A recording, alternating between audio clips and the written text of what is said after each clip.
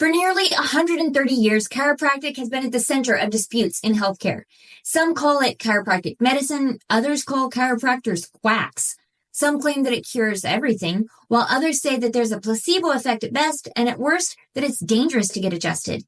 Yet for nearly 130 years, millions of people have shared how chiropractic has improved their lives. From Harvey Lillard, the first patient in 1895, whose hearing was restored post-adjustment. How is this even possible? Let's dive into what chiropractic doesn't cure with stories of what the power of the human body, how innately intelligent it is, and how chiropractic adjustments clear vertebral subluxations to allow that intelligence to function from above in the brain, down the spinal cord, from inside the nervous system, and out into every system and function of your body. I'm your host and chiropractic advocate, Jenna Quinton, founder of Adjust Your Media, Inc. In today's episode, I'm talking with Dr. Daniel Knowles. He's a Colorado chiropractor. He founded the fantastic event, MileHigh Chiropractic Movement, which is in September in Denver. And he coaches chiropractors with lifetime wellness practice with his phenomenal wife as well. So welcome. Glad to be here. And I want to emphasize again that my wife is phenomenal. Yes. So today we're going to talk about a story. Someone who got better under chiropractic care and how it was innate intelligence that healed them.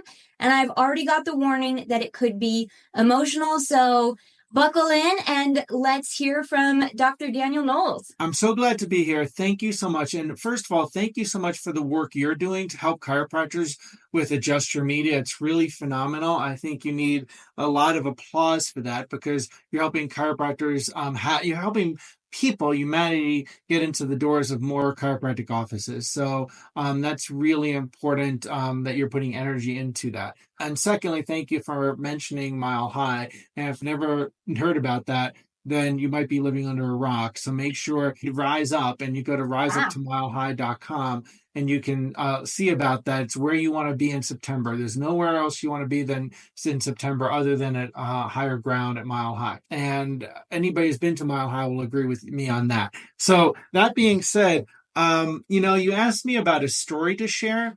And I have lots of practice members that have had amazing things happen from getting off 20 medications to cancer to things that are being able to walk again and kids getting off ADHD medications and like miracles we see every day as a chiropractor, which are really not miracles. It's just what happens when the body is working correctly as it was designed to, but I personally think a flower is a miracle and that's doing what it's supposed to do. As much as all that is pretty impressive, part of why I'm so passionate about chiropractic is the experience I've had in my own life and my own healing. And, I thought I had my chiropractic miracle when I was a kid.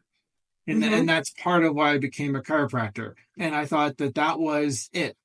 However, something else happened. I'm still a kid, but I'm 53 now. And so I'm a different kind of kid. And, my life was saved by chiropractic more recently. I'll mention first what happened when I was a kid because it'll put it into full picture. In my first 2 years of life, I had 12 rounds of antibiotics for ear infections. Every time I had an ear infection, they brought me to the medical doctor and they gave me antibiotics, which is to be expected and it's normal, common thing. But you give an adult 12 rounds of antibiotics, what's it going to do to them, let alone an infant? And so I didn't remember this, but my grandmother told me, she made sure to tell me that I had to go to the hospital twice because of side effects. I was deeply dehydrated and incubated and that, we almost lost you. I heard that many times. I don't know details other than that's what I was told by my grandmother, and she made sure. But, when you give someone that kind of medication as an adult, let alone a young kid, there's impacts of that. And that if someone has lots of medications, what do you think are the things that could happen? Like antibiotics to that, what do you think kind of things that could experience? Yeah, the first thing I always think is just your gut health, and your gut is your immune system. So what a trickle down effect. That's exactly it. So I was the kid that often was sick all the time, had immune challenges. and then in and off doctor's offices. And then that turned into allergies, was allergic to everything. And, as a teen, my mom got to the place in her life that she didn't want to give me medications because she thought it was not helping. But I was not happy being ill frequently or having these horrible allergies. And someone said something to her, which is, you've got to bring this kid to a chiropractor. She didn't know what they were. She didn't know why, but he said the magic words, which is, they're the world's largest drugless healing art. That was all she had to hear. The world's largest drugless healing art. And she said, I'm in. Where do I bring him? And so she brought me, and I remember distinctly going because I didn't really want to go, like any other kid. And I was going multiple times a week, and I don't know what this guy's doing, but the allergies in roughly 2 months went away, and it never came back. So that's in and of itself an incredible healing story. It's enough so that my mom went to chiropractic school because she had never seen anything like that. It was, for a kid, a single mom that's dealing with that, and you see that something like that happen, it can inspire to, she was looking to go back to school and go into health professions. So that motivated her. And I thought that was my chiropractic healing story. Actually, there's a second part to it because teenager, feeling better, less allergies, that's good. But you're 13, 14 years old. It's not like life-changing necessarily. However, I was really into baseball. That was my thing. I was growing up in New York City in the Bronx. The Yankees were a big deal. Reggie Jackson played for them. I was in Little League. And I remember so distinctly watching when he hit 3 home runs. And, I was the sick kid in the class. So, if you're not today's Little League when it's PC baseball and everybody gets like 5 swings instead of 3 strikes out. Yeah. And, it's PC. Like I played the bench for years because I was awful. I was the sick kid on the team. So you don't get to play. So, because that's the way it is in the Bronx in the 70s and 80s. I remember the first season I go after this, getting chiropractic care, and I get up to bat, and it's a new coach, it's a new season, he doesn't know me, and first at bat, I hit a 3-run home run over the fence, and it was like this Disney baseball moment where like the ball went over the fence, and I just watched it because I didn't know what the heck to do because I'd never hit the ball before, and it was like I didn't hear any sound. I just watched slow motion, and everybody in the stands were Yeah. and I just stood there, but it was over the fence. So eventually I ran. And, that year I got on the all-star team because I had played so well. And I remember kids saying, well, Danny, he should have been off the bench all these years. He could have won the games for us and things like that. And that was a big deal to a young boy. So, that was I continued to get chiropractic care, and my mom's in chiropractic school, but I thought that was my chiropractic win, for my health and well-being. And that's a really big win anyway. Just that's enough for a person's health changing. And those kinds of things happen in chiropractic offices every single day. Parents, that say my kid's allergies or ADHD changed, or, his behavior's different in school. You hear those things all the time. We know that, chiropractic didn't, cure them. Their innate did it because they didn't have a compromised nerve system. But, when you have chiropractic care your whole life, you make different choices, you have a different point of view, your body is more resilient all those years. I was 48, practicing for a long time now. And, I do the kind of things that chiropractors do. They meditate, they get up early and exercise, they eat healthy, and all the things that, that chiropractors tend to be, because they have a healthy mindset and lifestyle. Yeah. It was a typical day where I got up at 4:30 in the morning to exercise, and then went and saw 100 and plus people, because that's what I do every day. And then I came home, and I was sitting eating dinner with my family, and all of a sudden I found myself writhing on the floor in pain, excruciating, like nothing I'd ever felt before. And my abdomen was just hurting. My wife said, we're going to the hospital. Now, like a typical chiropractor, I said, no way I'm going to the hospital. I'm not going. And it went on for hours and hours and hours. and I'm fighting with her. And eventually I go, okay? And because it's like 2 a.m. at this point. And when I go to the ER, they're checking my abdomen.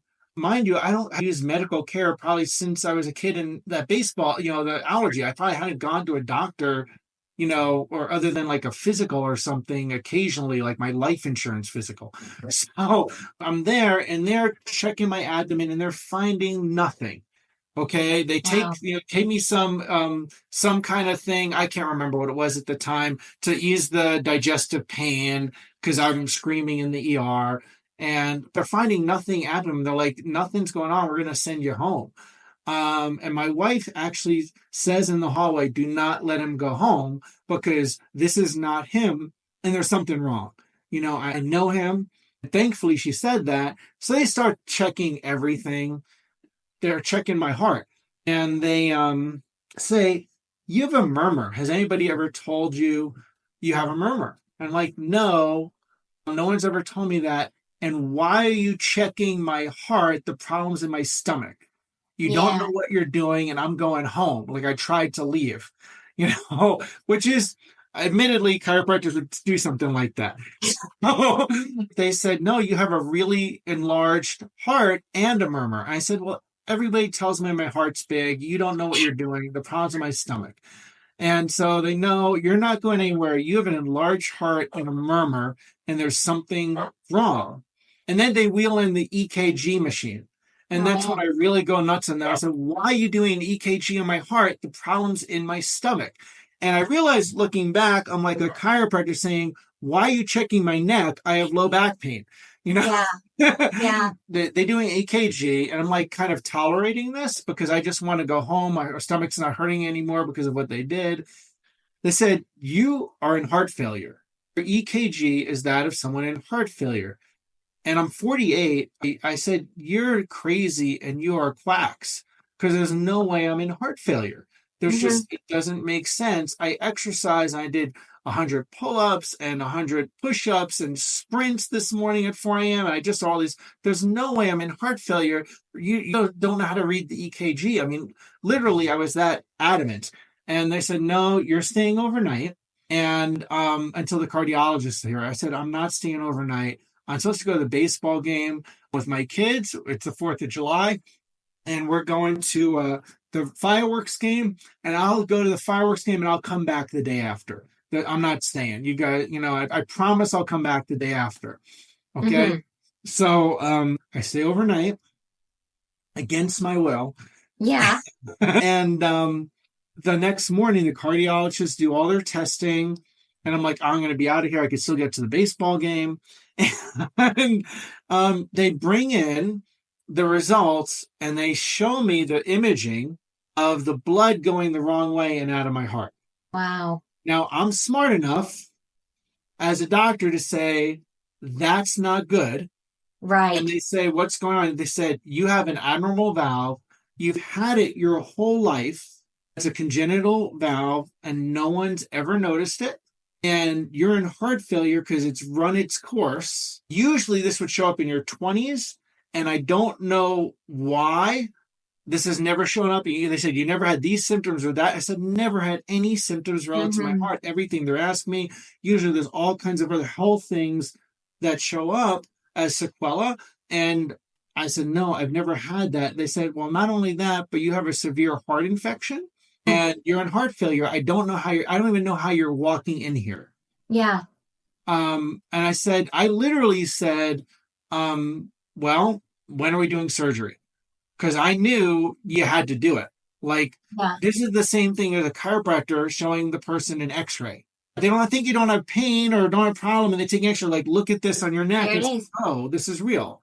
Well, and even I want to point out that your wife knew innately that you needed help, and she knew that before the images, which I just think is so fascinating too. Yeah. She was like, "This is not his normal beingness. Yes. There's something there." And then as soon as I saw the image, I was like, "Okay, when are we doing this?" Because, it was very, very obvious. I don't care what any doctor or anybody says. They are like, "I don't know why you're walking her in. I don't know why you didn't have a health challenge your whole life with this." And I'm thinking, I know why. And then like afterwards, when I recovered, they're like, you're walking already? You're like ready? Like I recovered really quickly by the standards of their expectations. And I know, regardless of what any doctor says, that I would have been dead if I had not had chiropractic care my whole life. I would not have survived up to that point. I mean, the surgeons were stellar. I had great medical care because that's what medical care is there for. However, what was leading up to that, I really know that I would not have been resilient enough to survive. And so I feel that's the second time that chiropractic saved my life. And I think that's just such a powerful story because it isn't just the years that were in effect added to your life. It's the quality of those years that as a teenager, you began to live and thrive and live out your baseball dream. As in your 20s and 30s, that you enjoyed them and that you were active and healthy. You weren't at this level of just surviving a congenital heart problem. You were thriving. And I feel like that's the chiropractic story, is not just fix this symptom or fix this thing, but that quality of life of your nervous system functioning and firing on every cylinder. Do you have time for me to tell you the third time chiropractic should saved my life? Absolutely. So after that, I said, well, I've got to take care of myself a little better, like anybody would. So I'm going to up the game and all those things. Well, I did not know this, but apparently, frequently, and it doesn't make it okay, but apparently it's a common thing that if you have heart surgery, which is a major surgery, that you can have other things happen. There can be other sequelae that are common, and it doesn't mean it happens all the time, or you shouldn't have heart surgery if you need to, or something like that. But apparently it's common that you can have a stroke. And so 6 months later, I had a stroke. Wow. That was scarier. That was scarier than the heart surgery. One day, I was with my family, and I just started talking unintelligibly and texting people and posting things that were unintelligible. And apparently I was not, something's wrong. My wife and my family brings me to the ER. And again, I'm like, I don't need to go to the ER. There's nothing wrong. Okay. This is a good reminder. There's times to go to the ER. And I'm sitting there in the hospital, and they're asking me to fill out the paperwork, and I couldn't fill out the paperwork in any way. They're asking me things like, who's the president? And sometimes people want to forget who the president is, but I didn't know who the president was. They asked me to write my address. I couldn't know my address. I didn't know what year I was born. I was trying to write like my wife's name, and I couldn't write her name. So they did a CT scan and found out I had a stroke. The thing is, the medical doctors said, you know what? The infection you had is back, and we got to do another surgery. Ugh. And they told my wife and my kids in the hallway that the reality is there's an 80% chance he's not going to make it. Wow. Because the second surgery in that short of time is not have good odds, but it's necessary. And if he does make it, he's probably not going to function. He's going to have to be housebound and on a machine. And so that's what they told my wife and my kids in front of them. And my wife said a really good statement, which I'm really grateful for, because she simply said to them, well, let's go with the plan where my husband lives. And what do we do there? And so after I think it was a day or two of, do we do a surgery? Do we not? What are all the options? Talking to medical professionals in other states and so on. Somebody said, well, do a cardiac MRI. And they said, well, we thought about that, but, it's 5 hours in an MRI machine, and people don't often want to do that. I said, well, they said, you get a better image of the problem. I said, well, no, I'll do the 5 hours in the machine before we do these other things. And so they find the vegetation growth on my heart, and they said, you know what? It's not the infection. That's not what's back. However, there is a growth, and we've got to get that off, and we got to do surgery. And so I still wasn't convinced, because now they're doing surgery for another reason. However, the insurance won't pay to transport me to another hospital because I'm too unstable. and they won't pay for transporting me. Well, apparently they'll pay for what's called a center for excellence. So they wouldn't pay to transport me across town to Denver to a better hospital, but they would transport me to a center of excellence. And Cleveland Clinic in Ohio was a center of excellence. They would pay to get me on a plane to there. So we said, all right, well, we'll go to the Cleveland Clinic because they're probably better than everybody here. And it was a $450,000 flight, which they covered. Okay. But when I got to the Cleveland Clinic, a center of excellence is going to do things differently, just like a chiropractic office that's a center of excellence as compared to a generalist, that's maybe just popping anything versus someone that might have a different standard of what they're doing, because there's all kinds of, types of care. They go in with the aspect of we're going to do surgery, but they're being more cautious. They're doing all kinds of testing. They're testing things every day. They don't just go and do a surgery. They're like, want to check all the options and so on, which made me feel more relieved. Just like if a person goes in a chiropractic office, they don't just adjust you. They're going to do assessments, well, some chiropractic offices, right? Yeah. And see what's the best way to address this. Well, I was there to shorten the story, because a lot of things happen. After about 7 or 10 days, they come in and they said they've seen the images from Boulder that they have, and they see the images that they've done every day, and the growth that was on my heart shrunk and shrunk and shrunk over the week or whatever it was. And they said, the final day that I was there, they said that it's gone. The growth is gone. And I literally said to the person that was the best heart surgeon in the Cleveland Clinic, I said, well, what do you mean? He said, well, it was there on the images from Boulder, and it's not there now. It's very obvious and clear. And I said, well, what happened to it? Where did it go? And the surgeon, who's the top surgeon at the Cleveland Clinic, said, your body sent it somewhere. Yes. And so whatever was there, Nate took care of it. Yes. I love that. So tell us a little bit. We use the word innate rarely in daily life. Maybe we say, oh, birds innately know how to migrate. But tell us, what is this innate that you're talking about? Well, let me see if I have this here. Most of you have one of these. Like mine has my picture of my wife on. Yeah. Okay. Most people have one of these. And it's pretty fascinating. Which do you think is smarter, this or your body? And a lot of people would say the smartphone. I mean, it's there in the name. The smartphone is smart. Actually, I've said this to a lot of patients in my office every day, and they always say your body's smarter, which means I'm glad to say I've done it in classes. They always say, but here's the thing: this little thing here, just a bunch of silicon and sand that's wrapped together, but it processes energy and information. There's no actual intelligence organizing it. An intelligence, a person designed it and built it. Okay, but afterwards, there's no actual intelligence in it. It's just wiring that processes energy and information. Your body still has an intelligence in it that organizes it, that coordinates all the circuitry. A living thing has an organizing wisdom within it that's coordinating the show. When I was a kid and my mom went to chiropractic school, I went to my first chiropractic lay lecture because it was like a parent night, okay? And the guy had a steak on the table, and he said, if we cut this open, does it heal or not?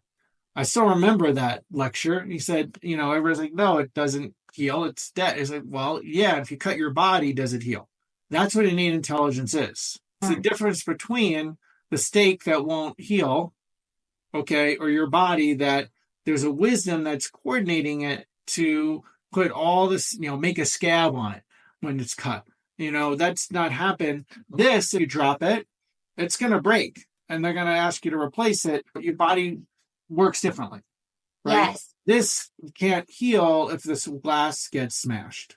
Well, and I think about during my first pregnancy with my firstborn, been around pregnant women all my life, but the deep understanding that I was not creating this child, that I didn't have a list of things that I needed to do to create this child, that this was something my body had never done before, and yet it knew so innately exactly what to do to create this perfect little human and to bring it forth at the right time. I think that is also one of the pictures that I love of just being like, a woman's body knows how to be pregnant. There is that intelligence built in. It's so amazing. So I also want you to spend just a minute telling us, we've talked about chiropractic, we've talked about innate. How do you use MileHigh and then Lifetime Wellness Practice to share chiropractic? How are you using these tools these platforms to get louder about chiropractic? Well, that's a really good word to use. See, sadly, many chiropractors want to fit into the existing healthcare model. And really, chiropractic is in a completely different healthcare model. It's in a different paradigm. We're not there to fit into the allopathic paradigm. And MileHigh is about bringing chiropractors together because communities fueled by community, and the community of the cells of your body and the coordination of it. Chiropractors thrive in community. They thrive in connection and collaboration and working together.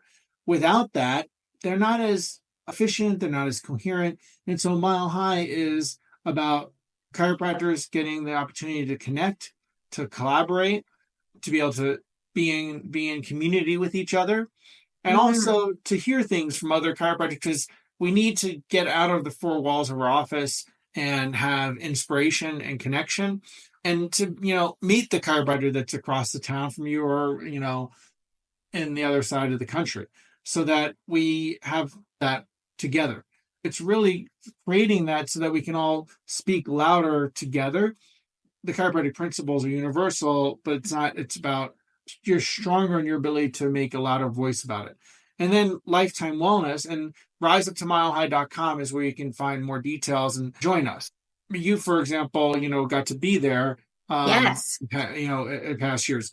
Lifetime Wellness, I really get saddened when I've heard chiropractors not succeed in practice or go do something else with their practice, get off the center focus of the adjustment and subluxation because maybe they don't succeed or don't, get to the level of impact or income that they want to do or, dreamed of. And, it's really painful when you see a chiropractor not live life at the level or experience life at the level of the calling they have to be a chiropractor. Really, we've been very blessed and gifted from people that, helped us. And we want to help more chiropractors, thrive in having a lifetime wellness practice where people are receiving care on a long-term basis that's clinically excellent care. So that way people can receive care not as a Band-Aid, okay? And people can make a difference in a person's life using chiropractic care as a Band-Aid, but not as big a difference. So, it's helped them develop the communication tools, resources to be able to do that and to thrive more. And we regularly see people double and triple their income and the numbers of people they see with just, a few things. That's what it is. Awesome. Well, I'm going to put all of the links and where you can find all of those things in the show notes. I really appreciate you sharing all of this. It hits really close to home for me. I'm so grateful that you've had these 3 chiropractic experiences in your life. And this story, you shared it a few years ago at Focus, Oklahoma City. That's where I first heard you speak. And it really touched me deeply, partly because I lost my dad to heart issues when he was way too young. Now I'm going to be all emotional. But this is such a vital issue of living quality of life, having clear nervous systems, letting that innate intelligence do what it does best, which is to heal you so that you can thrive. I love the term, the revivification of your cells. And I love that. Like you said, that growth that your body was like, I need to take care of this. And it took care of it. So thank you for sharing all of this. I'm looking forward to MileHigh, and I hope that lots of other people join us there too, because it is a MileHigh vibration experience. I enjoyed it so much. So wonderful. Well, thank you for sharing today. And yeah, we will talk to you soon. Well, thank you for having me. In this episode, Dr. Daniel Knowles talked about his heart issues and how chiropractic supported him having a vibrant, thriving life and then helped him to recover after surgery. So I want to share a study. It is in the show notes. It is from the Journal of American Geriatrics Society, October 2004. And it talks about hyperkyphotic posture. So where there's kind of a hunchback and a loss of curve in the neck, and how it related to heart health.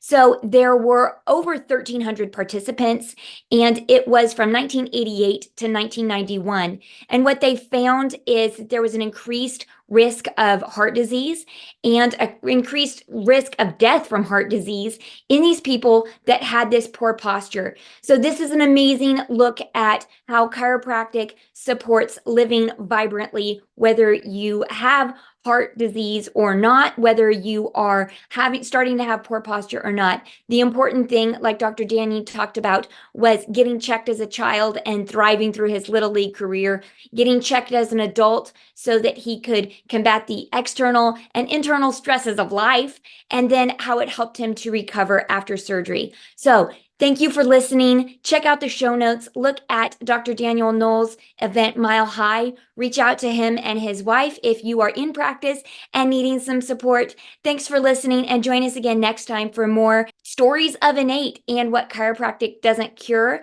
but how people are thriving under chiropractic care.